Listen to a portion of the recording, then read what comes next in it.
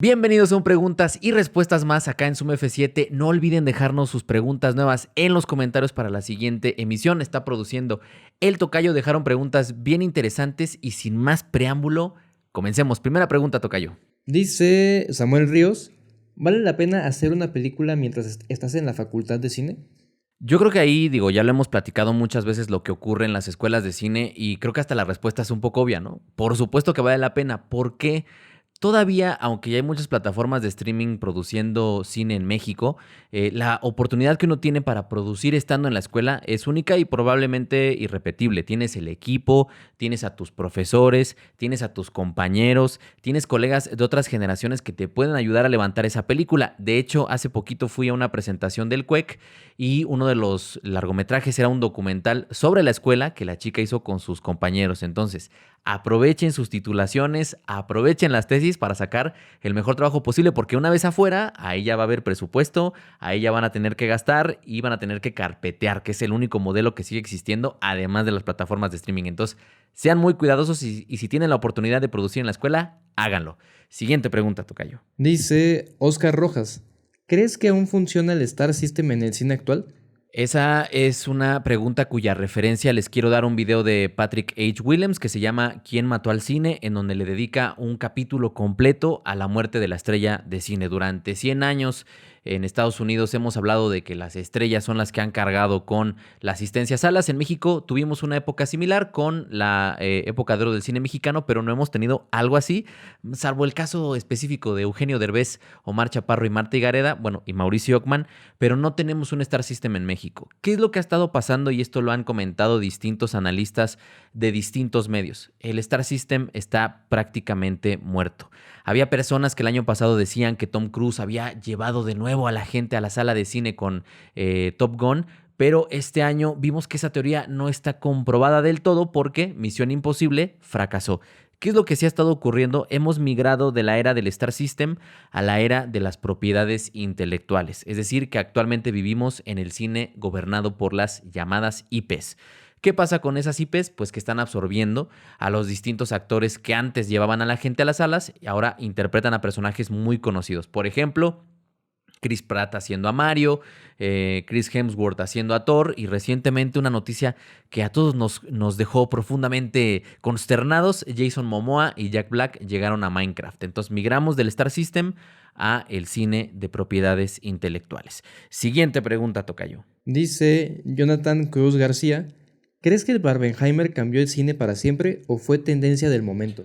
Esto depende absolutamente de a quién lean y de a quién le pregunten. Hay muchísimas posturas al respecto. Afortunadamente ya estamos a algunos meses de distancia y podemos dar una opinión un poquito más concreta. Hay gente que dice que el Barbenheimer cambió el cine para siempre. Hay otros que dicen que solo fue una moda pasajera, que es en lo que concuerdan la mayoría. La mayoría concuerdan en que es un fenómeno que no es replicable fácilmente, porque ni siquiera Christopher Nolan esperaba que Oppenheimer se moviera como se movió. Incluso en México quisimos replicar ese modelo con un par de películas, que fue Sobreviviendo a mis 15 y Heroico. Y a ese fenómeno le llamaron el 15 heroico, y curiosamente fue el fin de semana con menor recaudación de todo el año, el famoso 15 heroico. Entonces, en México no funcionó. ¿Qué fue lo que se cuestionó, lo que se pregunta? Variety decía en un artículo de investigación que el Barbenheimer, de hecho, no fueron solo 2 películas, fueron 3 películas. Hay que agregar una más ahí, que yo sé que a muchos no nos gustó y que no es la gran película, que es El sonido de la libertad o Sound of Freedom. ¿Qué fue lo que pasó? Barbie atrajo a mucho público femenino. De hecho, el 80% del público que vio Barbie en su primer fin de semana fueron mujeres. Oppenheimer repitió esa cifra, pero con hombres. Entonces ya cubrías 2 demográficos, hombres y mujeres. Y El sonido de la libertad, Sound of Freedom, trajo al público mayor de 50 años. Entonces, ese fin de semana se congregaron distintos públicos para ver estas 3 películas, lo cual representó pues una gran recaudación para las salas de cine. ¿Qué es lo que dice Variety? Variety explica que la decisión radica en los ejecutivos. ¿Qué es lo que aprendieron los ejecutivos de ese fin de semana histórico para la taquilla? Y desafortunadamente, a 5 meses de distancia, pues nos dimos cuenta que los ejecutivos aprendieron lo que no tenían que aprender. Es decir, no apoyar películas autorales, sino apoyar propiedades intelectuales. Es decir, que nos encaminamos a la nueva era del MCU, pero ya no es Marvel Cinematic Universe, sino Mattel Cinematic Universe. Y la otra cosa que decían los analistas de Variety es que posiblemente algunos ejecutivos habían aprendido a apoyar autores y que probablemente el público había aprendido a ir a cine de autor. ¿Qué fue lo que ocurrió? Que ya tenemos un par de muestras que demostraron que eso no es cierto. Killers of the Flower Moon le va a generar una pérdida de alrededor de $100 millones a Apple, si no mal recuerdo, tocayo, y Napoleón va a ser exactamente lo mismo. Le va a generar una pérdida a Ridley Scott. En ambos casos se consideran películas arriesgadas que tienen cierto nivel de autoría y ambas fracasaron. Entonces, ¿cambió para siempre la historia del cine? Yo creo, y esto ya es una opinión personal, que no, sino que simple y sencillamente se afianzó el cine de propiedades intelectuales, porque no lo olvidemos, Barbie es una propiedad intelectual, Barbie es una marca. Siguiente pregunta, tocayo. Dice Robert Cinema, durante la pandemia se dio casi que sentencia a la muerte del cine y a un ascenso vertiginoso y sostenido al streaming. Ambos han estado en problemas económicos en la actualidad. ¿Qué opinan al respecto? Pues aquí, como reza un viejo meme, todo se va a estabilizar, ¿no? Tanto las plataformas de streaming como las salas de cine van a encontrar un momento ya en donde van a dejar de crecer vertiginosamente como lo estaban haciendo, como lo hicieron durante la pandemia, y van a entrar a un periodo de estabilización. ¿Qué fue lo que ocurrió? Ya en 2019 se hablaba de una contracción de ese mercado. ¿Por qué? Pues porque es imposible que paguemos 10 plataformas de streaming, 11 plataformas de streaming. Entonces, lo que decían los analistas en el 2018, 2019 era que al final de la carrera del streaming iban a quedar 2 o 3 plataformas muy grandes que iban a absorber a las demás. Eso pues ya lo estamos viendo, ¿no? Es algo que ya se venía diciendo y lo estamos viendo. Ahora, sí hay plataformas que han tenido mucho éxito, particularmente el caso de Netflix, que es la única que ha generado muchísimas ganancias a partir de su modelo. Lo interesante es que mucha gente dice que el streaming va a desaparecer y es algo que no creo. No es algo que diga yo tampoco. En su último libro, Storynomics, Robert McKee explica que el streaming le dio algo al espectador que ningún otro medio le había dado antes, y eso es la elección. Yo puedo elegir, aunque esté condicionado por un algoritmo, puedo elegir o creer que estoy eligiendo lo que quiero ver. Uno podría decir, es que en la televisión por cable pasaba eso. No, en la televisión por cable había un horario específico que, si bien yo podía escoger qué canal iba a ver, tenía que estar sometido a ese catálogo determinado. Y Robert McKee lo explica muy bien. El streaming nos da un catálogo y yo puedo decidir qué veo a la hora que yo quiera, en el momento en el que yo quiera. Y eso no se puede sustituir.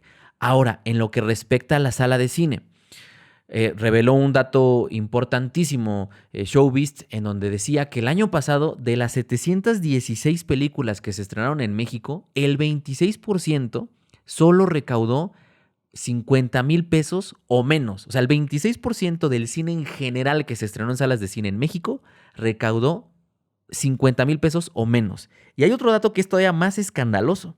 El 52%, es decir, la mitad de esas 716 películas, solo recaudaron 500,000 pesos o menos. Es decir, que la sala de cine tampoco está haciendo negocio. La sala de cine tampoco es rentable para muchas de las personas que estrenan en salas de cine. Y solo era, creo que el 3% o el 4% recaudaron más de 100 millones de pesos. Yo sé que no todas las películas tienen que hacer más de 100 millones de pesos, pero la sala de cine tampoco se está presentando como un modelo sostenible para el gran porcentaje de cineastas que estrenan sus películas en salas de cine. Entonces, ambos modelos están en crisis. Ambos modelos se están ajustando, pero ambos modelos encontrarán formas de seguir subsistiendo. Siguiente pregunta, tocayo. Dice Carlos Andrés Miranda, ¿se puede ser un gran cineasta sin ser un gran cinéfilo? Aquí también, dentro del gran quehacer cinematográfico que existe en el mundo, pues hay de todos los colores y de todos los sabores habidos y por haber. Yo sé que está el gran cliché de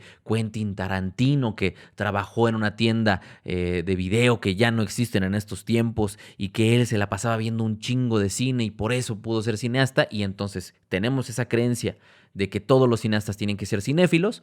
Pero la realidad es que, y esto voy a contar algo muy personal, mientras más conozco a gente que se dedica a hacer cine, más entiendo de pronto qué es lo que está sucediendo y por qué las cosas son como son, porque la gran mayoría de las personas que conozco que hacen cine no ven cine. No porque no quieran ver cine, sino porque no tienen tiempo de hacer cine. De hecho, tengo un amigo que es continuista que fue un llamado de 7 meses. Y en esos 7 meses en los que fue a levantar una serie, no vio una sola película. Y él me decía, no, güey, es que tú ves un chingo de películas. Bueno, pues es que yo me dedico a eso, ¿no? A ver películas, a analizarlas, a desenmarañarlas, ¿no? Pero él estaba haciendo esto y en 7 meses no vio una sola película. Entonces, es algo muy común que la gente que hace cine no vea tanto cine. Y ya hablando en términos de cineastas muy reconocidos, pues ahí tenemos el ejemplo de Andrei Tarkovsky, que sugería no ver tantas películas para no influenciarnos demasiado, y tenemos el ejemplo de Werner Herzog, que él en vez de ver películas sugiere leer muchos libros. Entonces hay posturas diferentes, hay gente que ve mucho cine y hace cine, hay gente que ve poco cine y hace cine, entonces no hay, digamos, una regla o no es obligatorio que tengas que ver 500 películas al año como lo hace el tocayo y subirlas a Letterboxd. No es una obligación. Puedes ver mucho cine, puedes no ver mucho cine. La constante es que hay mucha gente que hace cine que no ve tanto cine porque no tiene tiempo. Siguiente pregunta, tocayo. Dice Hilary Sacel, ¿cuál creen que será la nueva versión de la fórmula Disney?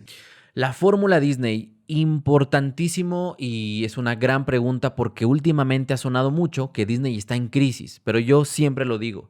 Disney está pensando ya en 2030, en 2035. Es decir, ellos ya están trabajando en otro año, en otra época y para otro público que posiblemente no somos nosotros. ¿Por qué les digo esto? Porque hice un videoensayo para Zoom que les recomiendo mucho que se llama El Modelo Disney y porque leí un artículo, un reportaje bien interesante de Matthew Ball que se titula Parques temáticos digitales, las empresas de medios del futuro. Y ahí Matthew Ball dice que Disney está enfocado en entretenimiento digital transmedia. Y eso es algo que ya estamos viendo en estos momentos. Decía él, Disney va a licenciar todas sus IPs, que tienen un montón, tienen Marvel, tienen Star Wars, tienen Pixar, tienen un chingo de IPs, las van a licenciar a compañías transmedia para poder llevar su entretenimiento a todo tipo de productos. Ese es el primer paso. Pero ese transmedia ya evoluciona no nada más a parques temáticos y a cine, sino que va más allá. Disney ya está pensando en experiencias VR y en experiencias de realidad aumentada. Entonces ellos están invirtiendo en tecnologías que están que se van a utilizar, digamos, de forma popular en 5 años, en 10 años. Ellos ya están ahí. Entonces, ¿cuál es el siguiente paso? Esa inversión a partir del licenciamiento en entretenimiento transmedia, realidad virtual, realidad aumentada y, digo, en la semana sonó, en la semana en la que estamos grabando este preguntas y respuestas, que ya patentaron un tapete que nos permite desplazarnos y el tapete se adapta al movimiento que tú tengas y a la dirección a la que tú te muevas para que no te salgas jamás de ese tapete y eso va fomentado para experiencias en realidad virtual. Entonces, ¿cuál será el siguiente paso de Disney? Ese. Realidad virtual, realidad aumentada y entretenimiento transmedia. Siguiente y última pregunta, tocayo, porque decíamos, Zoom F7 son 7 preguntas, 7 respuestas. Dice Manny Studios, ¿les parece bien que la gente piense que si haces un cortometraje vale menos que un largometraje? Sí, ahí siento que, y a lo mejor suena raro, pero es un poco irresponsable, creo, culpar al público. ¿Por qué? Porque al final el público se ha habituado a lo largo de las décadas y a lo largo de los años a un sistema de exhibición que nos dicen que es el que hace negocio. Si recordamos los principios del séptimo arte, pues lo que se exhibían eran cortometrajes. Se exhibían las llamadas vistas de los Lumière. Al principio del cine se exhibían puros cortometrajes y eso habituó al público. De pronto Hollywood llega con los largometrajes y para eso hay una teoría bien interesante de la cual habla Daniel Tubow y Robert McKee en Paradojas del Guionista y en Storynomics.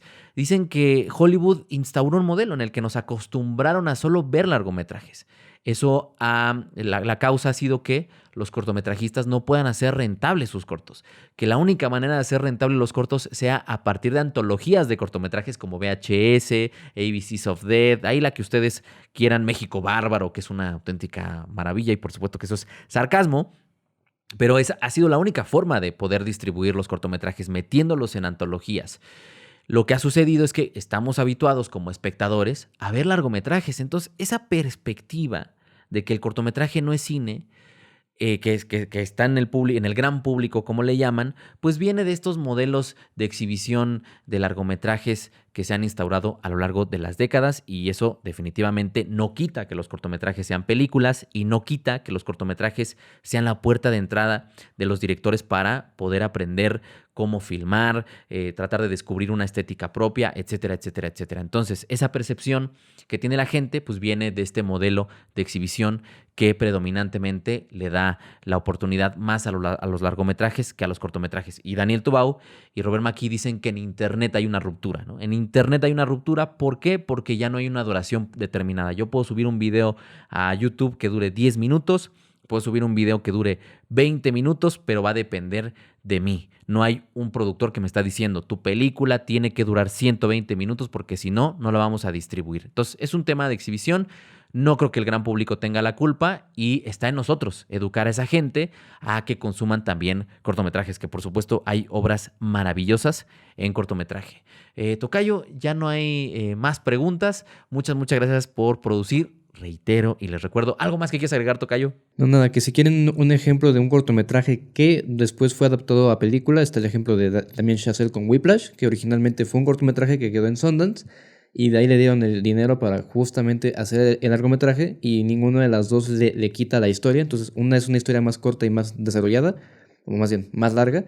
Entonces, pues, el corto no distingue al largo, ambas son películas, entonces eso no quita la calidad del producto. Completamente de acuerdo, y reitero, pónganme ahí en los comentarios más preguntas que quieran que responda. Está armándose muy chingona esta sección desde que regresó, y pues eso, dejen ahí los comentarios, suscríbanse, denle like, compartan este video y pues nada, nos vemos hasta la próxima.